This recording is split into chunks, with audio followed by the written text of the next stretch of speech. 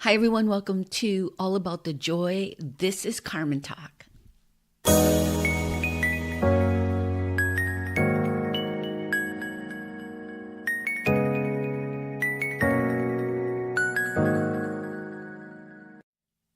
A few weeks ago, we went through kind of a mailbag, and I was telling Rick and Cynthia some of the things that people were asking questions about or commenting. And I do get quite a bit of mail. Some of it is not good. When I say mail, I mean emails. But some of it is actually asking questions. And although I try to answer them, what I realize is maybe some of this information is something that might help other people. So one of the questions, and I'm just going to do this in little bits because I think it might be helpful. And if it's not, that's okay too. But in this episode, what I want to talk about is how do you become more organized? Look it. I'm going to say this and I'm going to say it from like the bottom of my heart. I am overly organized. I have a calendar which is color coded and is pretty much detailed throughout the day. And if somebody were to look at that, they'd be like, oh my God, Carmen is crazy, which is kind of true.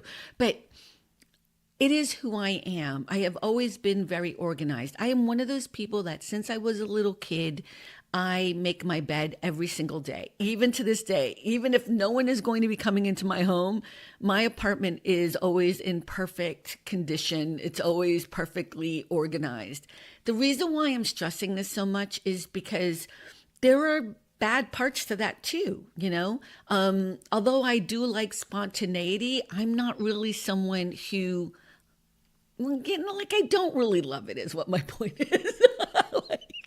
I can be spontaneous, but I really do have things really organized. So the reason why I'm sharing this with all of you is just because you're not organized like somebody else, or just because you're not like someone else, doesn't mean the way in which you do things is bad. Does that make sense? So if you don't make your bed every day and you don't have a color-coded, calendar that has every single minute of your day, outlined, that's okay. There is nothing wrong for you being your absolute best, being your authentic self.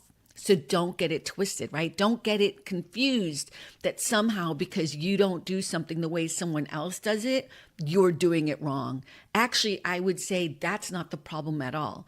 I'm going to give you some tips on how to maybe incorporate things into your life that you're not doing right now that will be easy for you. But what I really want to stress and what's really important is authenticity, and that who you are is perfect, exactly the way you are. What we all want to do is just get better, right? I want to be better about being more spontaneous. I want to be better about maybe not having to make my bed every morning because, I don't know. I still don't think there's a reason not to do that, but I'm just saying we all can improve, but within our own way in which we do things, not to change who we are, but to make ourselves better human beings, which I think kind of is the point, right? So here's the thing.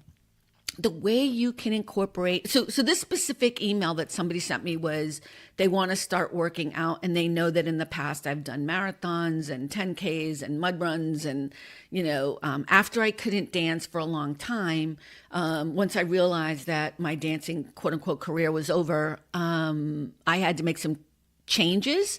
And one of those changes was I ended up going to college, even though I never had any intention of going to college or even thought about it. But, that was the trajectory. And I had hurt my hip and it got really bad. And so when I went to college, I met someone on campus and she used to run all the time. And she was like, Carmen, you could do it. And, I couldn't run at all. But it always stayed in the back of my head. So I would do these long walks, and little by little, I started running. So my working out situation, the reason why I got so into working out on a regular basis was because I had always worked out as a kid. whether I was dancing, whether I was performing in Color Guard and Drum Corps, whether I was, part of Batutera or whatever it is, like whatever we want to talk about. I was always doing something that was about movement and body and whatever. So the idea that I would ever stop that is really, really hard. And I gravitated towards running not because I love it, but because it was a way in which I could keep working out. Okay. So how do you get into exercising if you haven't been doing it, if you weren't brought up as a dancer or an athletic person? How do you do that? Because we all want to be healthy, right? It's a tough one.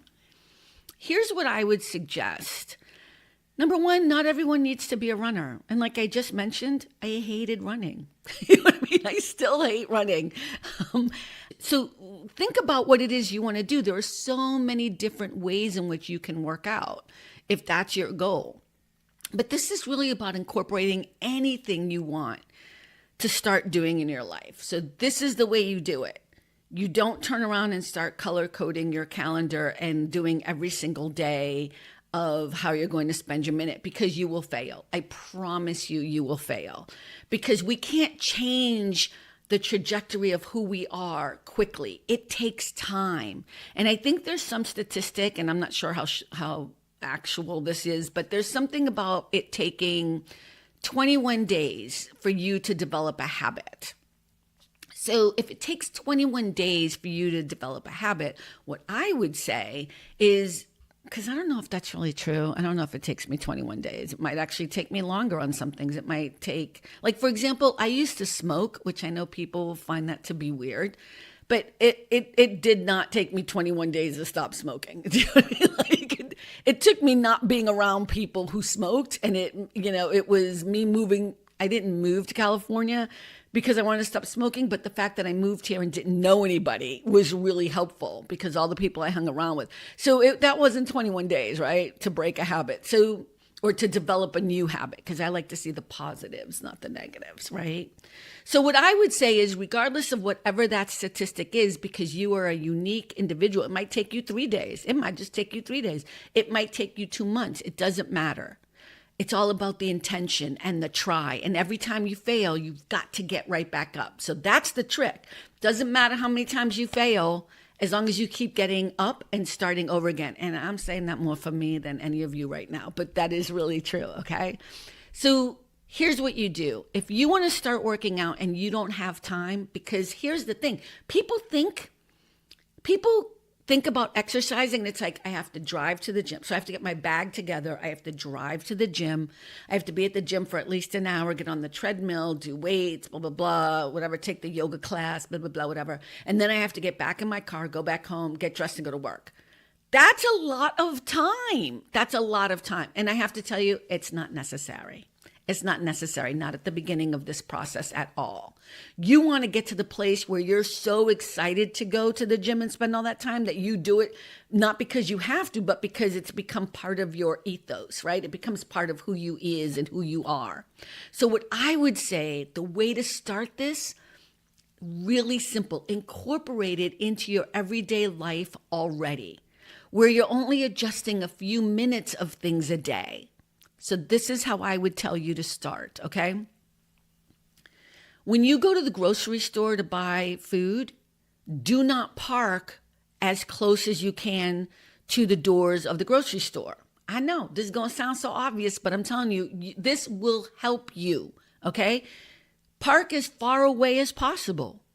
No more drive-thrus. If you're going to go to a drive-thru to pick up your coffee, no more drive-thrus. You need to park and walk to your Starbucks, or I'm not promoting Starbucks. I don't go to Starbucks. I know nothing about Starbucks. I know people do this. They go through the drive-thru. So whatever coffee shop you go to, no more of that. You park your car and you walk into the area. Do little things like that. If you have company parking and it's really close to where you park, start parking in the public visitor parking. Park somewhere far away before you go into work. If you're going to the doctor's office, all of the places where you can walk more often, do that. Here's a big one that I do all the time. I've been doing it forever.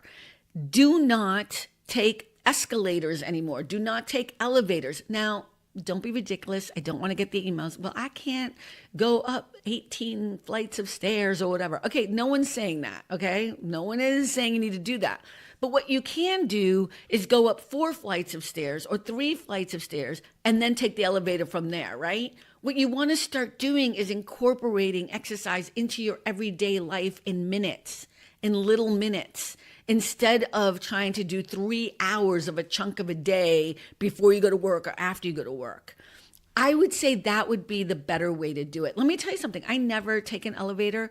I mean, again, I live in Los Angeles, so we don't have a lot. I mean, we do in downtown LA, but there's not a lot of buildings that are over 5 or 6 floors where I live or where I am in. So me walking upstairs is a really good thing, and I'll take the elevator down because, going downstairs kind of scares me a bit, especially, if you have knee issues or hip issues like I do, you want to be careful. But even now when I go to do exercising, I don't run anymore, right? I actually go for a nice walk and then I go up the stairs here in Santa Monica and I go down the stairs or down a ramp and then up the stairs again. And I do them slowly and with intention. These are simple ways in which you can start incorporating moments and getting more organized and getting involved with working out a little bit. If you want to try to put time aside for yourself to either work out or have what I call me time, you can do that too. It can be something, just do one thing and say, I'm going to commit to this for the next days. Don't make it a week. Don't make it 15 days. And do it like a Friday, Saturday, and Sunday when you know you'll be able to accomplish that change in your schedule, right? Turn around and say to yourself, okay, I am going to get up, I'm going to have my coffee, and then from 8 to 8:30 or 8 to 8:20, I'm going to take a walk around the block.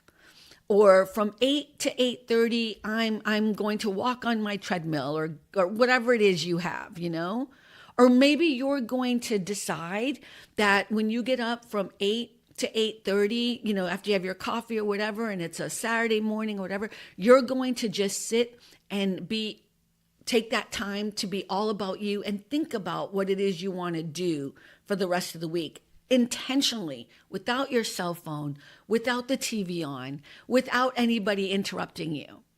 These are the ways in which you can become more, quote unquote, organized when you start doing things with intention and doing them in little bits and pieces and not trying to change your entire existence because you think somebody else is doing it better than you. Because you are so unique. We are all such unique individuals. And what we don't realize, what we don't seem to grasp on a regular basis is everybody is struggling through something. We're all trying to walk through life as best we can. And even if you think I'm doing something better than somebody else's, I'm over here thinking you're doing something better than I'm doing. You know what I mean? We're all trying to be our best selves. And you have to be able to sit with that for a minute and understand how uniquely beautiful and amazing and brilliant you are just to be here. You see what I'm saying? So let's summarize. Let's summarize a little bit. Stop knocking yourself down as if you're not doing something great and brilliant just by existing, because you are. Whatever your situation is in your life, that is your journey. That is the journey that you are on. You have choices, whether you believe it or not. You have choices to make in order for your life to be the way in which you want it to be. And the way your life is right now is because you have chosen to be in it. It might be too scary to move on. It might be a responsibility you have that you can't move on or you can't move through it. But again, it's still a choice. Okay, there are choices. And with those choices, within those choices, you can still make the changes you want to make in order to be your best self. Do them incrementally. Do them in tiny, small ways. Don't try to change everything overnight. Because I have to tell you, that's how you fail. When we try to be somebody we're not. And changing something like me quitting smoking, that took time. And it took a big change. And it took a lot of effort. And it took a lot of different things, little bits and pieces. You know, it's so funny because I came out here and I remember being like, all right, I'm going to quit smoking. I'm just going to do it. And I was like, okay, after this pack of cigarettes, like I would do that. But I have to say, one of the things that was interesting was I didn't have anybody to smoke with. So it wasn't a social thing anymore. Now, I also understand that, you know, there's also a psychological thing. Like I started not liking the smell of it because I was near the beach all the time and I loved the smell of the beach. And that's a huge change, but it took me quite a while to do it. And I went through a whole bunch of iterations of how to quit. Everything takes time. But here's the thing. Once you do it incrementally, little by little, like one change I made was I'm not buying any more cigarettes. So I'd have to ask someone, which helped. You know what I mean? Like I didn't really want to ask somebody for a cigarette at all, especially because I didn't know many people here, you know? But it also was a social thing because if you asked somebody for a cigarette, then you would talk to them. And I honestly didn't want to talk to most people. I mean, I did when I came out here, you know, just meeting people and stuff. But my point is I did it incrementally, little by little. And there were a lot of things that happened along the way that made it easier for me to quit. And then I was done. I was done. It was finished. I didn't even notice because I did it in such small steps and in little tiny ways because my goal was to not smoke anymore. And I was going to do it in such a way that I would never pick up a cigarette again. And I haven't. And I'm one of those people. I hate the smell of cigarettes. So be kind to yourself. Love who you are.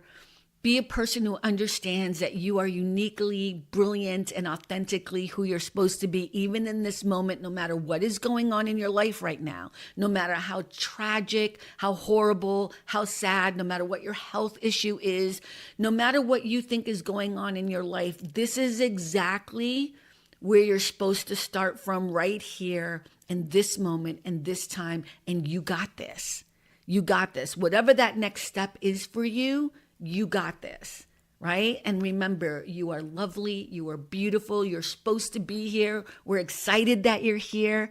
We love that you're here. And we're so excited to see who you are in the world because we're all social beings. We want to know who you are because you have grace and talent and you have skills and things to teach all of us. No matter if you think you don't, you're not here by mistake. You're here on purpose. And so we all do these little things to tweak who we are, to kind of do the things that we're supposed to be doing. So if your idea of wanting to work out or getting more organized is something that you think is going to make you a better person, then you do that and you do it incrementally. You do it little by little. You do it in pieces and then it becomes sustainable. So make a commitment for 3 days, just 3 days, and see how that works for you. 3 days, 15 minutes, making changes while you're walking or going to work or driving or going to certain places, parking farther away, walking along and seeing if that helps. If you have like something that measures your steps, you can also use your phone. That might help too because that might inspire you. And this whole idea of having to do 10,000 steps, get that out of your head. That somebody made that up as a marketing tool. That is not true. If you did more steps today than you did yesterday, that's the goal. You know what I mean? Even if it's 2 steps more, okay? The goal is to get yourself active and to get yourself to a place. So stop listening to all the noise. Let's get all the noise out of there. And let's just be our best selves every single day, doing the best we can in the way in which we can do it. I hope that helps. Thanks, everyone. I really appreciate you being here. I'm going to have more Carmen Talks. And remember, we're always live on Friday Night Lives. at 6 p.m. Pacific, 9 p.m. Eastern. We're always here on Sundays, usually with a great interview and or a topic that we're discussing. We're also going to have Carmen Talks, and we're going to be adding another show in the fall. So I'll talk about that later when there's more time. But remember, at the end of the day, it really is all about the joy. Bye, everyone. Thanks for stopping by All About the Joy. Be better and stay beautiful, folks. Have a sweet day.